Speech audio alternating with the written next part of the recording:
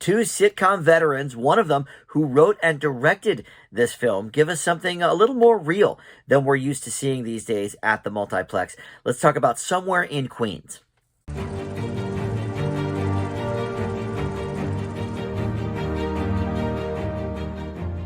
Hey guys, Dan here. This is Dan Reviews It. Welcome to my spoiler-free review for the new film Somewhere in Queens. This is playing in select cities and theaters right now, but I'm sure soon enough you can get it at home on demand or on one of the streaming services.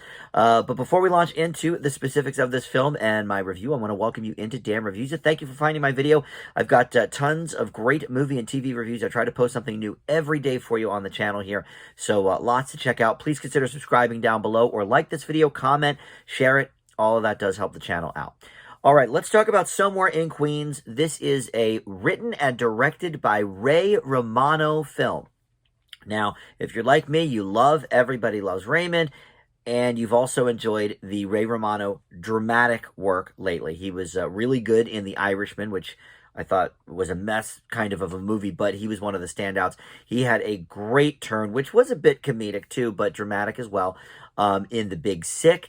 And post Raymond, he did that show, Men of a Certain Age. So, you know, Ray Romano has definitely been kind of dipping his feet in the, like, dramatic well since his sitcom wrapped up, which, by the way, for my money, is still one of the best sitcoms of the last, 20 years. I love that show, and I thought he was great on it, but let's face it, he was just kind of playing himself.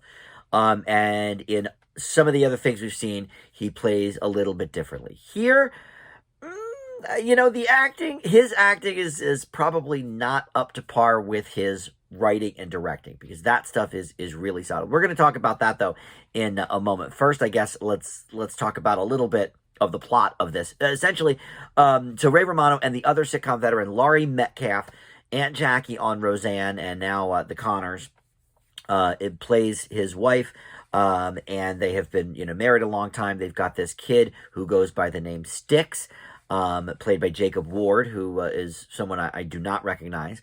And he is about to graduate. He sort of was going to just go into the family business, but he's a great basketball star. And, Ray Romano's character goes to every single game and cheers him on and everything. And a scout happens to be at one of the games looking at some other kids, but says, hey, Styx is really good. We could maybe get him, some sort of scholarship.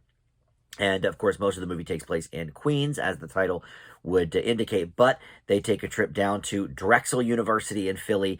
And Philly is sort of interwoven throughout this movie, too, because Ray's character is a huge Rocky fan. Quotes it all the time for inspiration, references to the Rocky films.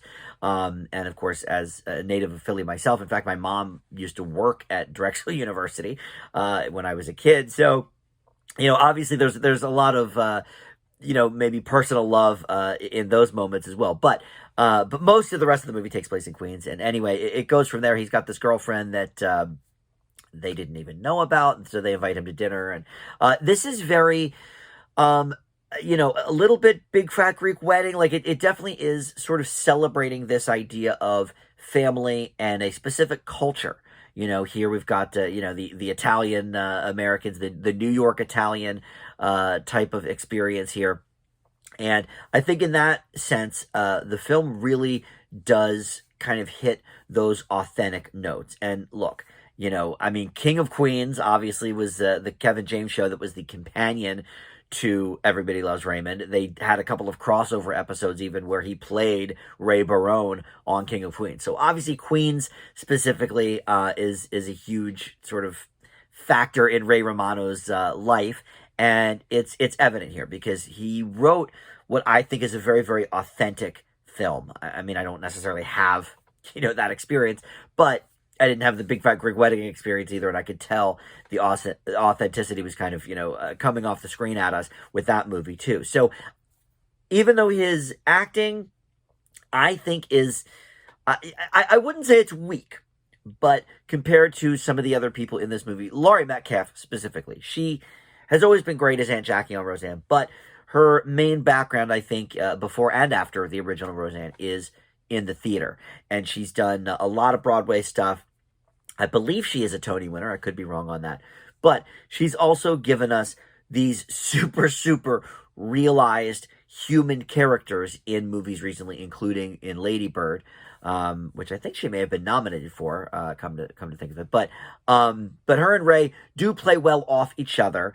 And he does great with the family element too. Some other people in this movie include Sebastian Maniscalco, Tony LeBlanco, and also Jennifer Esposito, by the way, is here as a customer of the family. They're working on her house. One of my biggest issues really with the plot is sort of the dipping its toe into the infidelity well with her character. And I could take or leave that. I think that didn't necessarily need to be part of this movie. It seemed too obvious, I guess. And so from a narrative perspective, I thought that was one of the weaker elements. But everything else, I liked the son and his girlfriend kind of stuff. I liked introducing her into the family and her seeing kind of how things go. And I don't want to say any more about the plot, but there are I think some really interesting things here that bring us closer to these characters. I think make the characters more real, and also give us a little bit of kind of father son. Not even necessarily bonding, but just kind of that realism of those relationships, and not just with Styx and his father, but the Ray Romano character and his father as well. It's a family business. We see a lot of that kind of stuff here. I think this is a very real, very authentic movie. The directing from Ray Romano, I think, is fine. It's competent. I don't think he necessarily did anything that blew me away. I think the real sort of best part of this movie is that writing and the acting too. By many of the people. And I don't want to say Ray Romano's acting is bad. It's not. It's serviceable. It's fine. But I do feel like he's just sort of playing himself again. Whereas some of those other movies I mentioned, I felt like we got he was stretching his acting chops a little bit more than he does here. But Laurie Metcalf, another home run of a performance from her. But I liked seeing this in a theater. I don't think we get enough of these movies anymore in the theater. When we get them, they premiere on whatever streaming service picks them up. But it was kind of nice to go see this in a theater with actually quite a handful of people, and I was by far the youngest person in the crowd by probably a good 25 to 30 years, but that's okay, because I think there is that market of older people that really is generally not serviced at the box office anymore. Everything is these big budgets and the Marvel movies and the John Wicks and stuff, and I like that stuff too. Marvel hit or miss, but I think it's great that this made it into theaters. And is it still playing near you? I don't know. I think it was only a week at the Regal where I saw it. But in any event, this is a really solid movie. If you do get the chance to check it out either in a theater or eventually on demand or something, I think it's a winner. I leave Somewhere in Queens with a B+. All right, thank you so much for watching Dan Reviews It. We will see you next time with another TV or movie review. Thanks so much for watching. Bye.